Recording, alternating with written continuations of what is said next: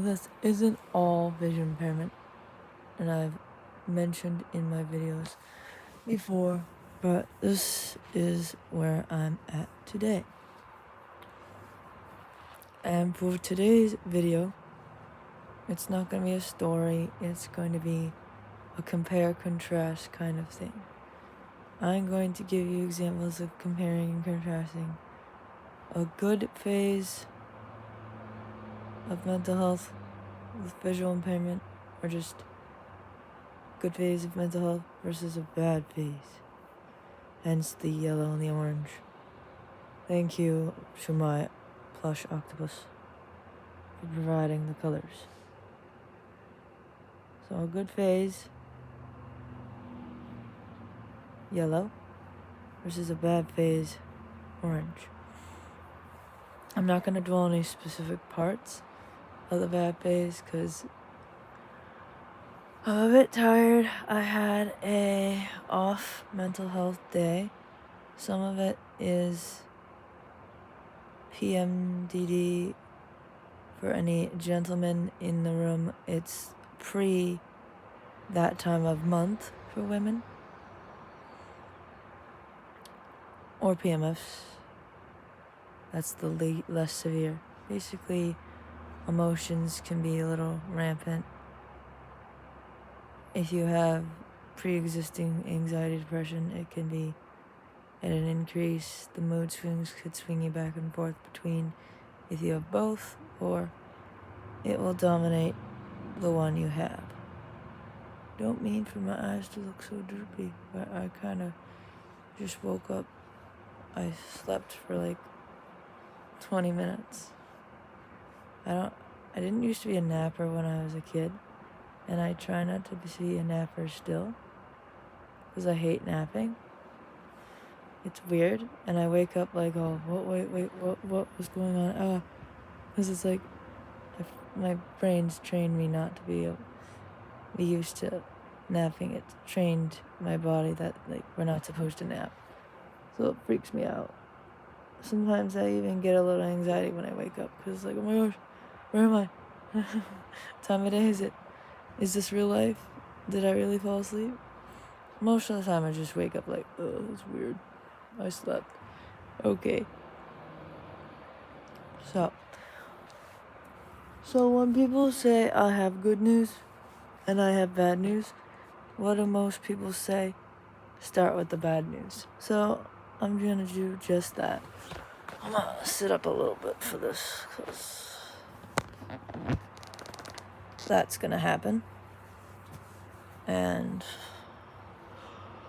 you're just seeing like a lot of pillow. Lolo, stay here. Her name's Lolo because I used to call Yellow Lolo. Now we got bad mental health. We're gonna start with the bad mental health. Bad mental health looked like different things at different times in my life. Kindergarten and preschool, it looked like just being a little fussy, crying a lot sometimes.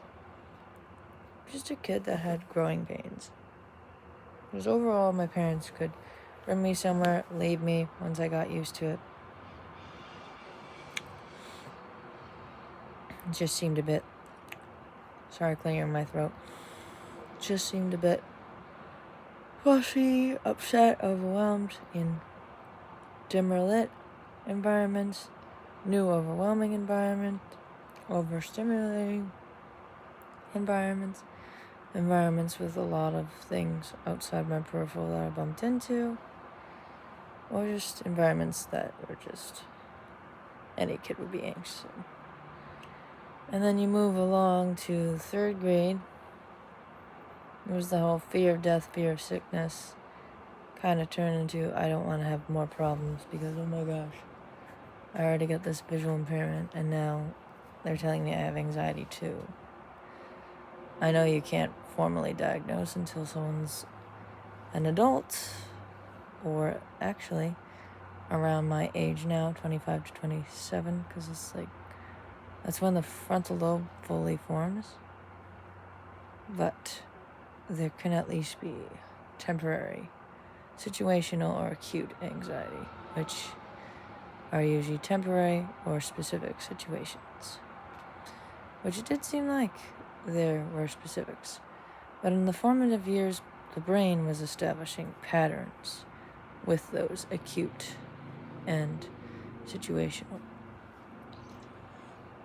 If you want to know more about what the word acute means, I would refer to your 7th grade and or sophomore year geometry math classes. Acute is a small angle under 90 degrees.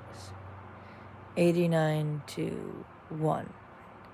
The 0 is just a line. So meaning it's small, it's short, it's less degrees, so it's temporary. That's why they call it acute.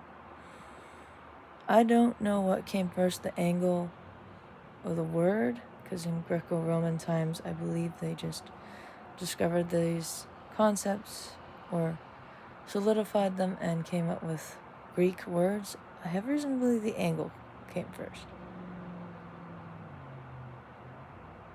And the word was just already a descriptive word. And they're like, oh, that works. Another is it's cute, so it must be small. Not everything that's acute, cute. Middle school, I think it was more transitional. Realizing my visual impairment was more real.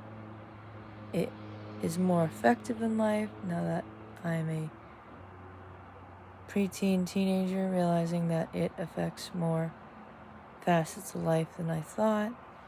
Issues with paraprofessionals, issues with teacher of the visual impaired, orientation mobility instructors. Kind of freaking out about having to assert myself, having to explain my visual impairment, having to deal with any of that. The fact that some of the things I needed in elementary school, I didn't need as much anymore. I had to assert myself with my paraprofessional about that once. And then in 8th grade, it was transitioning into high school, because each transition, I think my brain was realizing how much more real things were getting, how much more real life was getting. So a bad anxiety day back then would be, let's use 8th grade, for example, because that's when it was really getting kind of freaky. And at this point, this is where the time of the month things were rolling in, because somewhere between 6th and 7th, I started puberty. My first time of the month was at the beginning of summer camp time. First week of summer camp, right after I got out of school. So it makes sense that the emotions kind of got cray-cray. But 8th grade, it wasn't just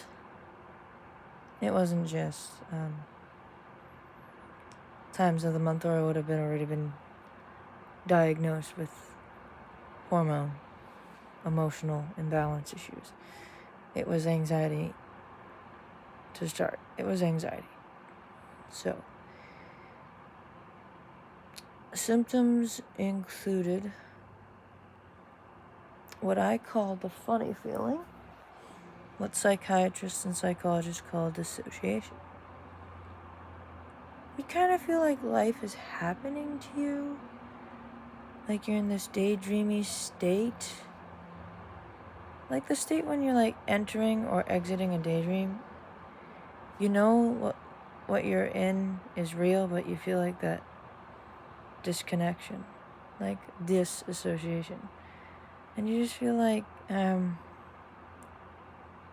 is life real? Why is my brain feeling like this? My mom and dad at first told me, like, oh, yeah, this happens when your brain develops and you just adjust and your brain goes back to normal. It's like kind of like a reset, like part of growing pains. Which it could have been to a degree. But I'm starting to think not really. So I felt like I had this funny feeling. School was a bit blah. Seemed like it was happening to me. I was getting second half of 8th grade. My brain was probably just thinking and getting a lot of mixed emotions. So coping mechanism is slight dissociation, where life felt, I call it half real. Like you're half in, half out. Like on a day where you're just going through the motions. And you end up home and it's like, whoa, how did I... What? You're just off. Given I dealt with a breakup right before that, I thought, yeah, I'll be upset about that and just blow over. I was like crying about that for a week. Then this funny feeling came. And the next day, usually happens in the morning, I cried a little bit. Well, okay, just feel a little agitated, fidgety, crying, kind of drained. And I went to school. And like I described in videos where if I have ever described, it seems like a faucet you can't turn off. I was crying. And I've described it in videos where I've described tearfulness. You cry straight for like maybe a half hour, stops. But that doesn't mean the suffering is over. And it happened on and off the full 6 hours of school. It just felt like horrible. And then the next day, I had a test in history. I ended up having to finish it at home because I felt like I had a stomach ache. I felt like my body was off. I felt woozy, nauseous, and the crying thing was a thing. And I went home. I missed a couple of days of school the next 3 weeks, and my guidance counselor and headmaster of the 8th grade talked to me about, like, you can't just keep missing school. We're not used to you just, like, missing 3 days of school, even though it was 1 day a week for 3 weeks. Because the crying and the physical symptoms were insane. Like, I felt like my balance was off. I felt like shaky, even though on the outside I wasn't shaking. I felt nauseous. I was tearing up. Now, in 3rd grade, I had the whole anxiety, brain symptoms, slight fidgety shakiness, and teariness that came intensely and felt like it was constant. And just when there were breaks in the tearing, it was just slower tears. Like, if you cry a little bit, like you're like, but then when it was tear, it's like, where you can't see, and sometimes you breathe. You can't breathe. I hate when I cry like that. It's just the worst. I ended up wondering to my physician for a office visit because it was so bad.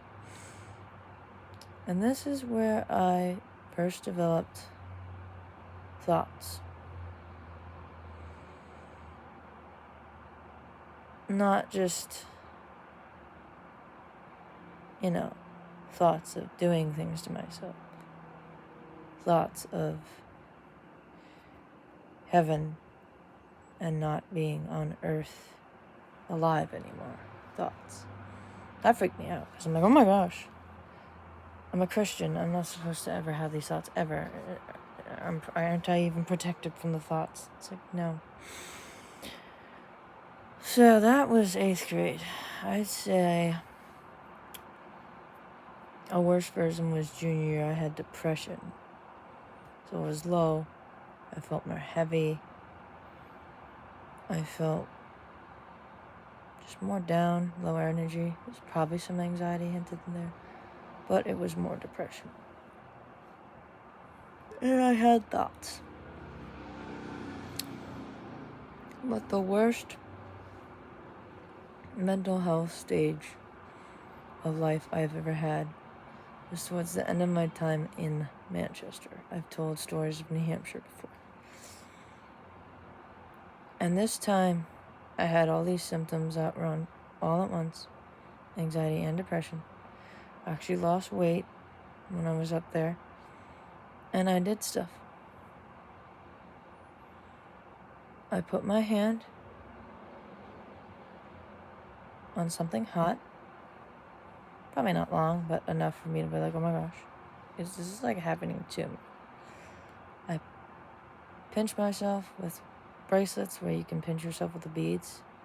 Don't do it by accident, but like on purpose I was doing it. At the YMCA up there, I was hitting my arms, my wrists extra hard on the support beam bars, handlebars on the treadmill.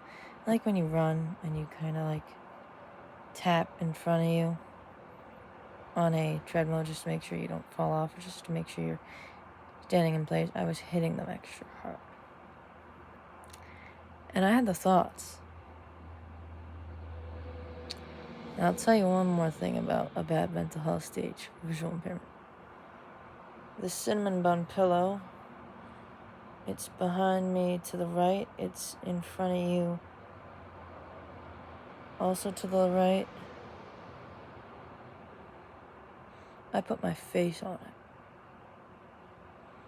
and I held it there. Don't do that. No one can really hold out their face to a pillow long enough to, like, go to heaven, cease to exist, or not be alive. But you can pass out. I didn't pass out, but it was to send a message to myself, to God, to my parents. I was bad. Now, the library incident, it didn't get that bad, because it was only like a week and a half, because I caught that this triggered so fast. I'm like, no, we're not doing this. But I had intense thoughts, and I did do some outward cries for help in action, but not as bad as Manchester. So that is a bad example. This is an example of a bad mental health experience with visual impairment. I think for me, it's because my eyes are regressing back to the way they were first 19 years of my life after having improvements, and that just really messes with your brain.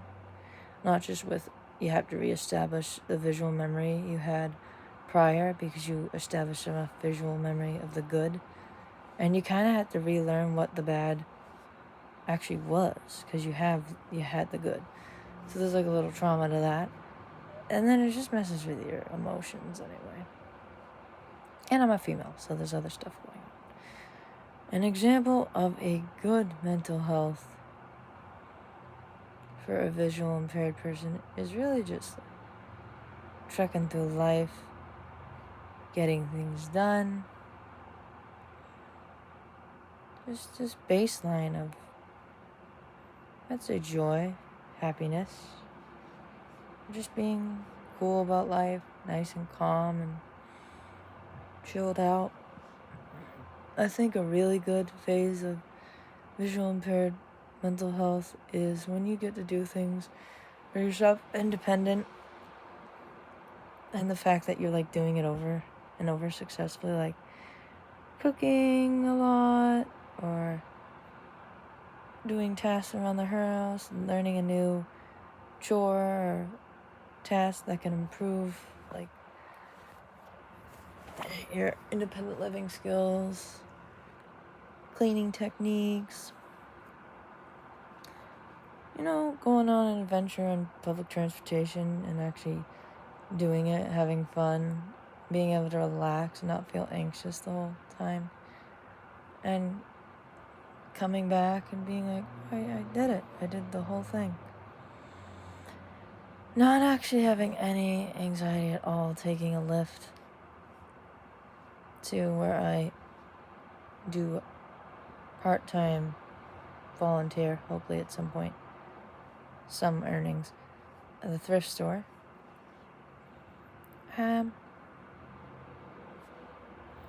Navigating things that are overwhelming, like grocery stores, malls,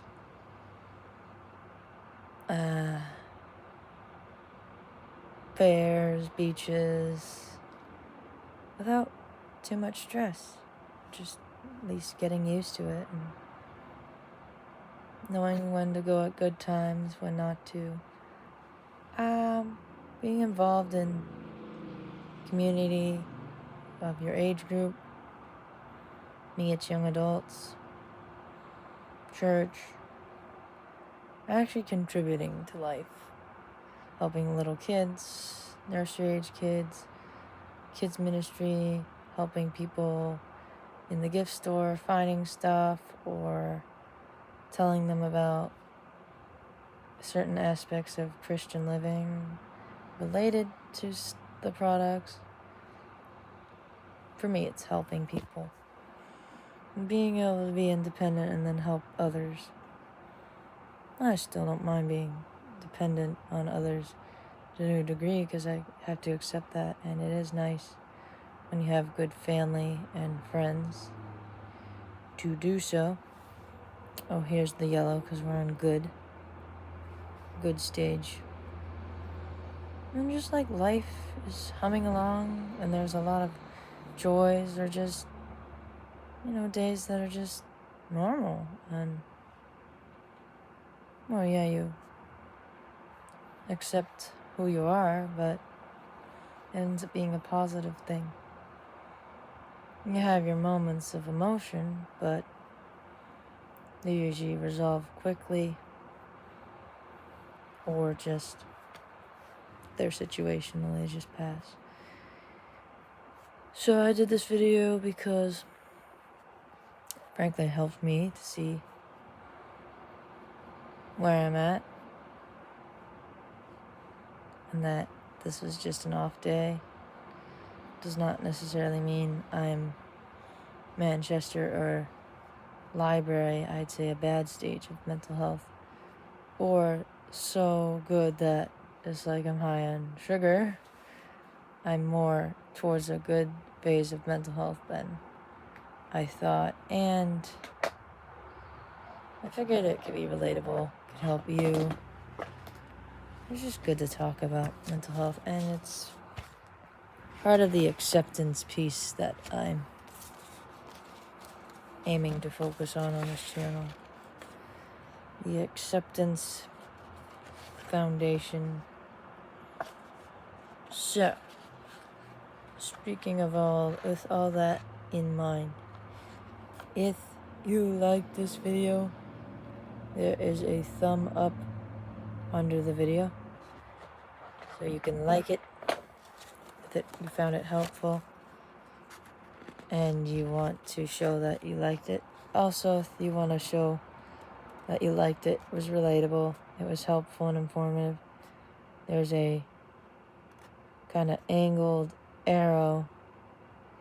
It points to the right. That's pointing to a weird direction. So you can share. And if you want to see more videos like this, and even find the Visual Impairment Acceptance playlist, you can subscribe to the Faith Journeys with RP channel.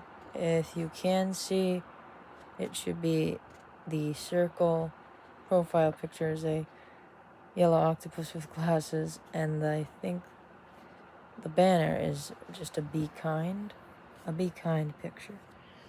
And finally, if you want to know about the latest videos as they come up, ring the notification bell, given your app will explode with a number of notifications with that red circle with the number in it on the upper right hand corner of your app, which is okay to a degree, but it can be crazy, especially for me. But you want to know when a video comes out, that's what you do. So, a Bible verse I can give you to encourage you in wherever you are in mental health, especially if you're in a tough place, is a verse from Galatians 6:9 that says, "Let us not grow weary in doing good, for at the appointed time God will minister to us a measure of hope in love and grace." The phrase that inspires me and helps me press on is to not grow weary in doing good. That doesn't mean stepping back or taking care of one's mental health a bad thing or giving up. It just says don't stop doing at least something good for somebody or the world. It could be just one thing a day, 2 things a day, 3 things a day, depending on where you're at. It's not a nag to say, oh, you're not doing enough. No. So, just don't grow weary in doing at least something good, no matter where you're at. Other than that, until next time, I think I'll do another story time. I think it'll be late elementary school. We'll see. Until then, I will say goodbye for now.